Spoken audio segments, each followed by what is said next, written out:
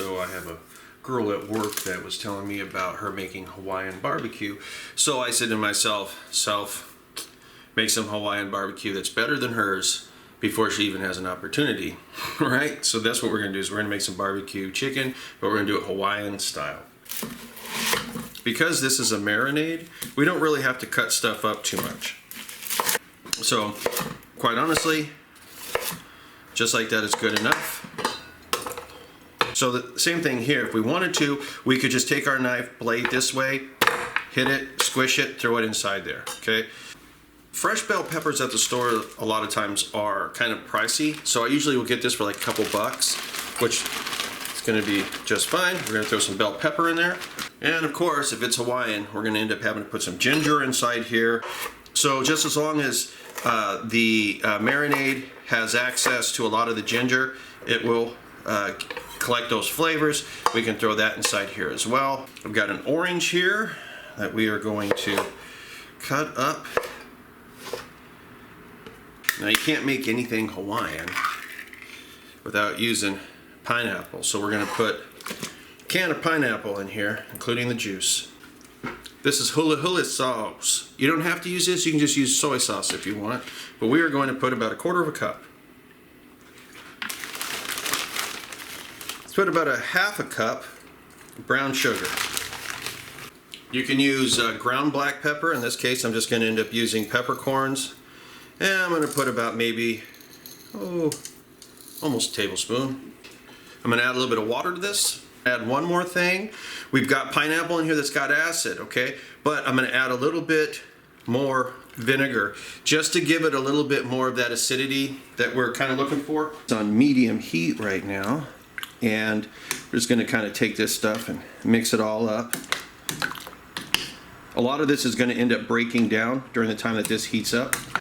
So you'd be kind of cheating yourself out of flavor unless you have time to actually soak the meat in the marinade for like overnight, right?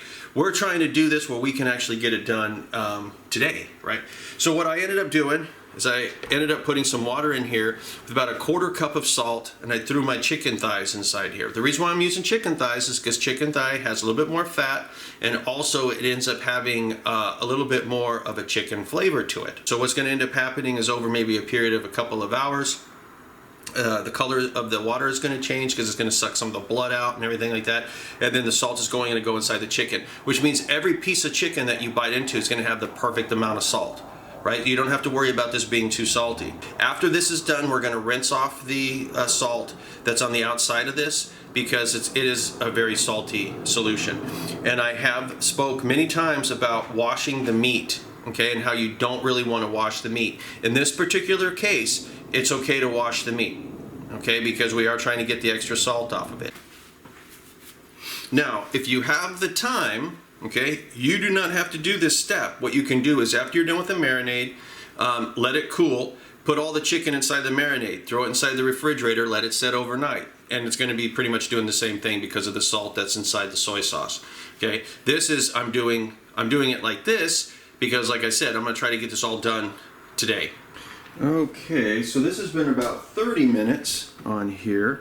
One thing that I did add, now this is something that you wouldn't ordinarily see, but I did add it, and it was 1 habanero because I do want to have a little bit of spice, but I don't want it to be overwhelming, so that's why I only added 1. You don't have to do that if you don't want to. But you'll see that things have broken down quite a bit. It smells really good. Let me take a taste of this to see where we're at.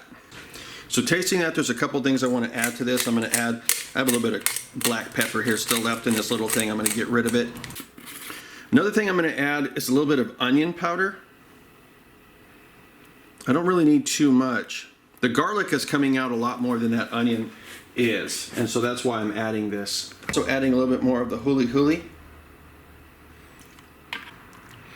Okay, so one thing's for sure, there's definitely enough heat.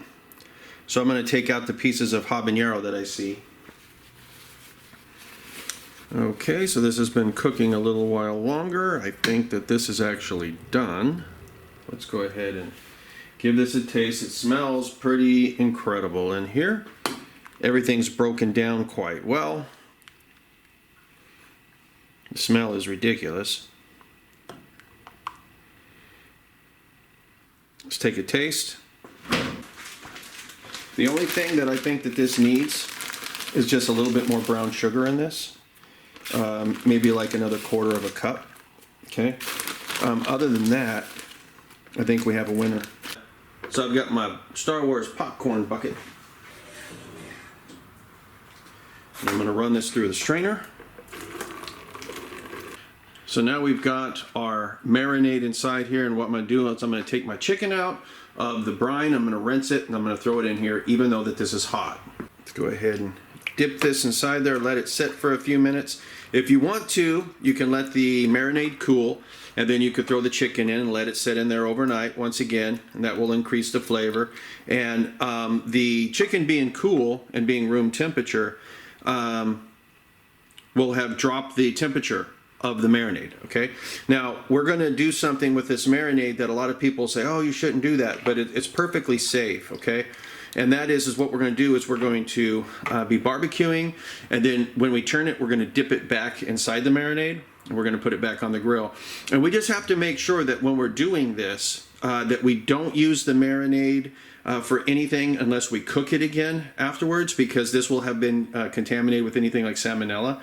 And also, when we dip it in and we put it back on the grill, we have to make sure we keep it on the grill long enough that any microbes that are on there have been killed. Okay, so just use common sense.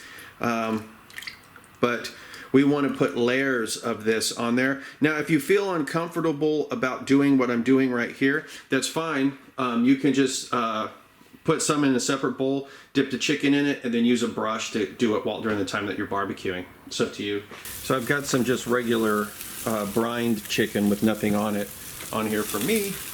And then for the Hawaiian, you have to remember there's sugar on this. And because there's sugar on it, it's going to want to caramelize. It's going to want to burn.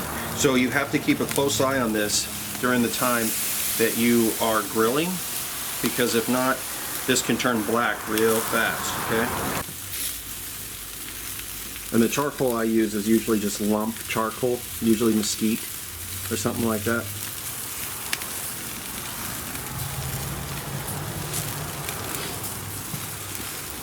And we have to be careful with the chicken, like I said before, because it's easily charred from the caramelization. So what I'm going to do is I'm going to take this, and even though it doesn't look like it's been cooked, I'm going to dip it inside the marinade again. Throw it down. Dip it inside the marinade. Let some of that drain off. Throw it down. This is going to be the final dip for this guy. This is going to be the final dip for this guy.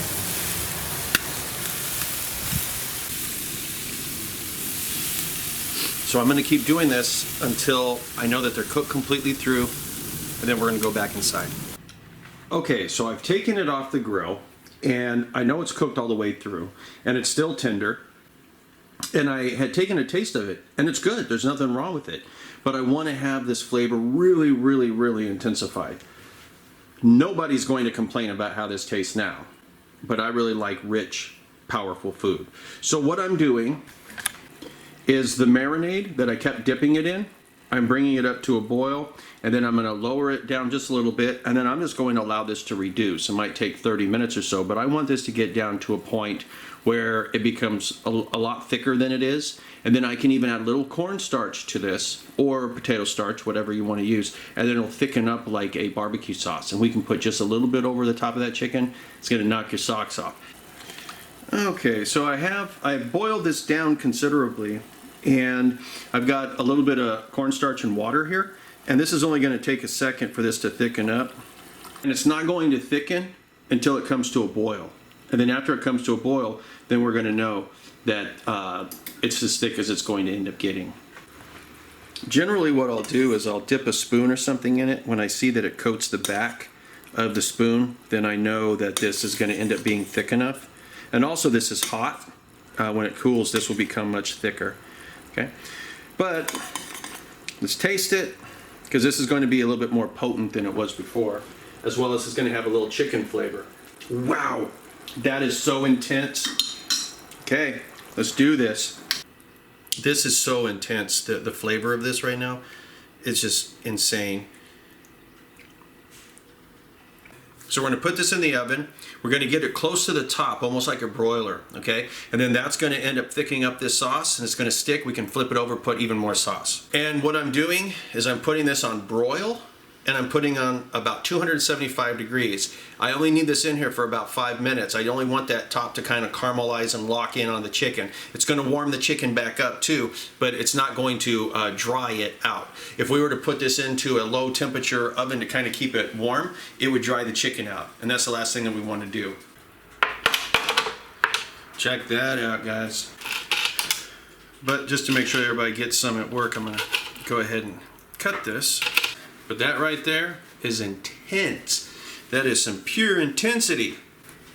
Go ahead and give this a shot with chicken legs, chicken breast, you name it. You can even use steak for this, pork, whatever. Anyway, if you like this video, make sure you hit like, make sure you hit subscribe, make sure you also hit that bell so you're notified when I end up doing new videos, because for some reason YouTube likes people to subscribe but not get notified, which doesn't make any sense at all.